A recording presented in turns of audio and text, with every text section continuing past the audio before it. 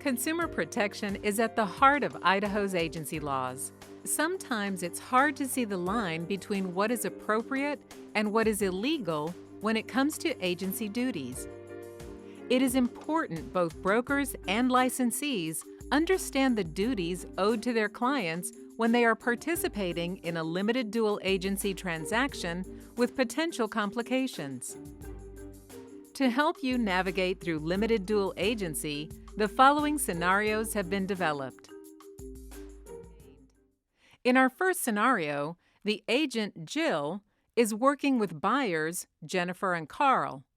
Jill has a personal relationship with the buyers because she has worked with them on a previous transaction. After learning of Jennifer and Carl's needs, Jill realizes that there is an in-house listing that would meet their needs. She approaches her broker about how to handle the agency relationship as the sellers are brokerage clients and the buyers have not decided on a form of representation yet. Hi, I want to run something by you. Are you available later today? Great. Okay. See you then. I think I've got a buyer for one of Tom's properties he mentioned in the office meeting this morning. I want to show his listing on 123 Elm to my former clients. They're pre-qualified and can easily afford it. I'm sure they'll be ready to write an offer if they like it. Now, even though Tom is already representing the seller, I can still represent the buyers, right? Yes, you can represent them. I mean, we have a signed representation agreement with the seller, so we already have obligations to the seller. Client representation for the buyers will mean limited dual agency. The service you provide might need to change from what you've given them previously. Limited dual agency without assigned agents means that we can't take sides and have to treat both sides neutrally. So this means you can't advocate for your clients the way you did previously. Okay. Well, at least they should be able to get a great deal, since the sellers are moving quickly because of the divorce. When do you think the price will drop from $320 to $310, like Tom mentioned in the meeting? Well, Tom shouldn't have shared that information, and I'll be speaking to him about it later. But see, that's a perfect example of the type of information that must be kept confidential. I mean, any information you've already learned about the seller needs to be kept confidential, even if you're working with the buyer as an assigned agent. Well, what about price? I know my buyers are going to rely on me to help them know how much to offer. So how can I help them without giving away what I know about the seller? Well, you can provide comps for similar properties in the area and advise them on the fair market value of the property, but you can't use your knowledge that a price drop may occur to advise them. I mean, the only way you can tell them that the seller is highly motivated is if the seller agrees to let you tell your buyers. That makes sense. What if I accidentally let something about the sellers slip to the buyers? I'll try not to, but I've worked with them on a lot of transactions and they're getting used to getting certain information from me about the properties they view. I'm worried I might let something slip. Disclosing something that could harm either client's interests, even if it happens by accident, will create liability for the brokerage. If it happens, you need to tell me immediately. I'm required by law to send written notification to a client whose confidential information is disclosed, even if it's shared accidentally. But if you're careful, it shouldn't be a problem. Know the agency options available for your brokerage. In agency, certain information must be kept confidential per Idaho Code 54-2088 4A. This information includes that the buyer is willing to pay more than the listing price, that the seller is willing to accept less than the listing price, the factors motivating the buyer and seller, that the buyer or seller will agree to price or financing terms other than those offered. If confidential information is disclosed under Idaho Code 54-2088 6, the broker is obligated to promptly provide written notice of the disclosure to the affected client.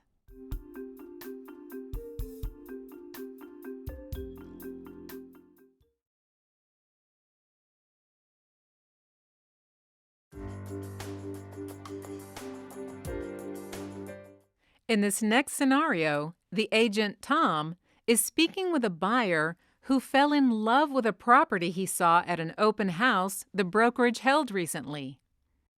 Hey, Russell, this is Tom with JKL Realty. We met at my open house last weekend. I'd like to get your feedback on 456 Main and see if you got any questions. I'm glad you called. I was going to call you today. I loved the house, especially how the owner extended the deck because it means less lawn to mow. I think I would like to make an offer on it. Can you help me with that? My company is working with the seller, but we can also represent you if you'd like. There's several options for this. And before we get into any specifics, I need to ask if you already have a signed representation agreement with any other company. Have you been working with any other real estate agent? No, I've been doing a lot of research online and going to open houses, but I haven't picked anyone to work with yet. Great. I'd love to help you buy this house. Idaho allows several different options for representation, and I have a brochure the Idaho Real Estate Commission publishes outlining all the different options. I'll explain them to you now, and when we meet later, I'll give you a copy of the brochure to sign, just showing that I went over all the options with you. One of the options you have is to remain a customer of the brokerage. We can still work together, and I can give you information on the property, but I can't give you advice or negotiate for you, and I'm not bound to keep anything you tell me confidential. So, you should only share information you'd be comfortable telling the seller. I'd assist you with filling out the contract and other necessary acts throughout the transaction, and I would do so with honesty and care. Your earnest money would be properly accounted for, and I'd have to tell you about any adverse material facts. What do you mean by adverse material facts? Well, that means I'd have to let you know if I know something about the property that might deter you from buying it. Like if the house flooded a few years ago and the seller covered all the resulting mold with paint instead of properly treating it. That makes sense. I would want to know if you found something out about the property that I didn't know. Now, the second option is for my brokerage to represent both you and the seller as clients. In this case, we'd enter into limited dual agency without assigned agents. And the nice thing about this is that I can keep information you share with me confidential. That includes things like how much you're willing to pay if the seller rejects your initial offer and wants to counter at a higher price than you offered. So let's pretend a house is listed at $317,000. Let's say hypothetically that you offer $310,000. The seller wants to counter with $312,000, but I know you'd pay $322,000. I couldn't tell them you absolutely love the house and would pay more than asking price. Or tell you they have to be out of the state in 2 months and would take less just to close the deal. But I could tell you both that the neighborhood comps run about $316,000. So with option 2, our company can't favor one of you over the other because everyone in the company is working for both you and the seller equally. This gives you a higher level of service than working with us as a customer. But negotiation is the part I really want to have my agent help me with. Is there any way you can represent me and root for me, even though you represent the seller too? Yes, there is. The third option is for the brokerage to represent you and the seller using 2 different real estate agents. This is called limited dual agency with assigned agents. If you chose this option, I'd refer you to one of the other agents in our office that can do a great job for you, and I'd keep working with the seller. And if this happens, the agent working with you is able to promote your best interests, even if they conflict with the seller's best interest. I do the same for the seller. We will both maintain the confidentiality of our own respective clients. I like the third option. What do we need to do next? Would you like to meet at my office later? I can introduce you to an agent I think would work well for you. You can sign the agency disclosure brochure receipt and a representation agreement so the other agent can help you write up the offer. Sure. I've got an appointment, but I think I can be there by 3. Sounds great, Russell. See you then. As you can see, the agent handled the delicate road of limited dual agency well. While some agents find it easy to balance working with both parties of the transaction, it doesn't hurt to check with your broker for guidance. Before beginning to work with a buyer or seller, it is essential the agent ask the individual if they are currently represented by another broker. Idaho Code 54-2054-4 strictly prohibits interference with the contractual relationship between a broker and a client. Explain the differences in agency representation so they understand how the agency relationship is limited in a limited dual agency transaction. In limited dual agency, the broker represents each client equally. If problems occur between the buyer and seller, the broker remains neutral and can help facilitate an agreement between the two parties.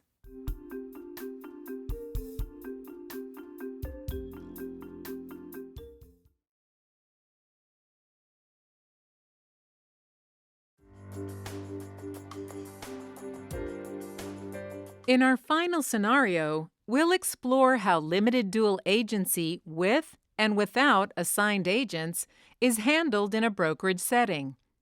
Although teams are depicted in this scenario, the same responsibilities and risk reduction techniques apply to brokerages, branch offices, teams, groups, and other organizational structures.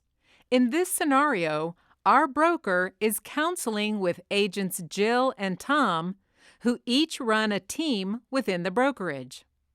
Jill, Tom, I've asked you to meet with me today to discuss some issues I see with your teams when it comes to limited dual agency. Our team specializes in working with buyers, so this isn't a problem for us. When we're contacted by a seller, we just refer them to another team. Well, actually, that's exactly what I'm talking about. The agency contract is between a buyer, seller, and the brokerage, not a buyer or seller and a particular agent or team. So anytime the buyer and seller are both represented by the brokerage, even if it's on different teams, the relationship is a limited dual agency relationship. Oh, that's why my contracts keep getting sent back to me corrected. Yes, and that's why I've brought a few contracts here as examples. Now, on this first contract, Jill, option A has been selected for both the buyer and the seller in the representation confirmation section. However, Tom's team is working with the seller and your team is working with the buyer. But isn't that correct? My team is working with the buyer as a client, so we select option A. And since the seller's rep is from Tom's team and is working exclusively with the seller, that would also be option A, right? No. The only time option A would be selected for both parties is when the brokerage is working with either the buyer or the seller as a client, and another brokerage is working with the other party. If the brokerage is working with one party as a customer and the other as a client, then option D would be selected for the customer and option A for the client. Now, if our brokerage is working with both the buyer and the seller as clients, then option B or C would be the correct selection, depending on whether agents have been assigned. I guess we hadn't been looking at it that way. I'll make sure to set my team right on that. Great. Now, in this second contract, it looks like option B has been selected for the buyer and option C for the seller. That means one side is working with an assigned agent and the other isn't. Now, can either of you tell me why that would not be correct? Well, wouldn't both the buyer and seller either be working with assigned agents or neither one? It seems like, from what you said before, it can't be mixed. That's right. In this case, a member of Jill's team was working with the buyer as an assigned agent, and a member of your team was working with the seller as an assigned agent. That means the correct option for both buyer and seller should have been C. Okay, so let me see if I've got this now. If I was personally double-ending a deal, then I'd select B and B because I'm working for both the buyer and the seller without any assigned agents. Yes. I think you see what the problem is now. Now, if you ever need help with which option to select on the representation confirmation section, please let me know.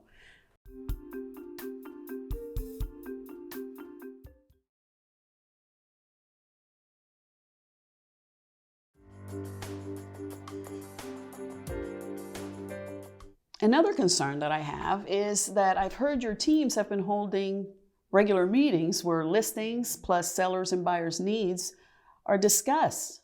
Now, the danger here is that team members may learn confidential information about in-house listings or buyers' resources. Because these are conversations about our clients of the brokerage, the information being shared needs to stay confidential. Although I know no one would ever divulge anything intentionally, if it does happen, it becomes an issue that must be reported to the client. It creates a liability not only for me, but for the brokerage. But my team really loves those meetings. It helps everyone get pumped up and helps us identify properties that we can bring buyers to. We rely on each other's help to get our clients the best deal we can. Well, I mean, of course, you can still work together and hold regular meetings, but it is important that discussions stick to the facts about the property and information that isn't confidential. The buyer or seller motivation, willingness to consider offers or other terms and conditions, and the price either side is willing to accept needs to be left out of the discussion. In fact, any discussion regarding price adjustments are just better left out altogether. We can do that. Thanks for the advice. Are there other things we should be doing differently? Well, another thing agents sometimes struggle with is when they work with a buyer who has previously been represented by the brokerage as a seller client. It's natural they'd expect the same level of service and information as before. However, if they become interested in a listing of ours, we get into a limited dual agency situation. And as such, you won't be able to provide them with the same level of guidance as when they were the only client of the brokerage in a transaction. I mean, it's really important that we don't overpromise on our services in a way that could compromise our service during a transaction with limited dual agency. We're also required to keep information learned previously about a client confidential, even if they come to us as a customer later on. So we aren't helping our clients the way we should be then. I mean, we promise them they can expect the highest level of service when working with our team. No, we're just helping them in a different way. This will take some practice, but the key is to always keep your client duties in mind. Now, I know we don't usually memorize these things, but I've taken the time to mark that section there in our law book. So whenever you get a chance, please, familiarize yourselves with it a little bit better.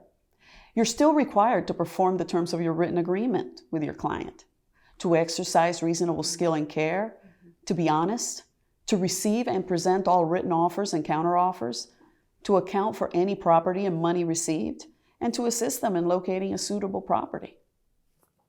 How would we even be able to negotiate in that situation?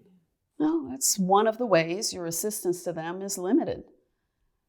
When limited dual agency without assigned agents is in play, you can no longer advocate for one client over another. You must act in a way that doesn't create any conflict of interest for the brokerage. We often have first-time home buyers, most of whom don't know anything about the market, and they're depending on us to really lead them through the transaction as their agent. They think my job as their agent is to get them the best deal. Yeah, well, we need to remind them of our duties as a dual agent, focusing on what we can do for them, and as appropriate, reminding them we can't share information that may be detrimental to the other party. Now, in any transaction, we should be careful preparing and providing the information to ensure we're allowing the client to make an informed decision. All right, what about using assigned agents? Doesn't that allow us to advocate for the client as if they were our only client in the transaction? Well, assigned agency does allow you to represent the client more fully. Now, in this situation, you'd be able to advocate for the client, but there are still some limits on the information you can provide. Sometimes agents mistakenly believe that if they're representing a buyer in a transaction, they're obligated to disclose any information they learn about the seller that'll help the buyer. That's one reason why those team or office meetings should focus on the details of the property and shouldn't include any discussions of client motivation. Since our team only represents buyers, I never realized if my team represents the buyer and another team in the office represents the seller, we're still assigned agents? Yes. And it does require the assigned agents set up safeguards to ensure the confidentiality of client information. But it isn't substantially more than the safeguards that should be in place for every client. While I was having dinner last week, I overheard a couple of real estate agents talking about their clients at another table, and it made me so uncomfortable to know they didn't realize I could hear them and what they were saying. Confidentiality is something we always have to keep in mind because we never know who might be listening. I agree. Things like keeping client folders locked up instead of strewn out on a desk, or picking documents off the printer promptly. Avoiding shared email addresses and only discussing confidential information in a secure environment. Very important. Really important. Confidentiality and managing client expectations are the most important aspects of agency in any transaction. but especially when limited dual agency is involved. Now, as your broker, I'm the number one source of guidance in this topic. Even though each of you has established a team, I'm still responsible for supervising all licensed and unlicensed staff associated with my brokerage. That means I can be held accountable for actions of your team members. Liability is a broker's kryptonite. As members of the brokerage, we all have a responsibility to put safeguards in place to reduce our liability. Even though the buyer or seller may not be represented by your team, they may still be represented by another agent within the brokerage. The agency relationship is between the client and the broker, not the agent and the client. If the agency relationship is limited dual agency without assigned agents, all associates of the firm must refrain from advocating on behalf of one client over another. They must also refrain from disclosing information they obtained from any other client with whom the brokerage has or had an agency relationship. Confidential information must be carefully safeguarded. Limited dual agency representation can require more care and thought, but it doesn't have to be difficult. Take the time now to have a discussion with your broker about how to handle certain situations when they occur.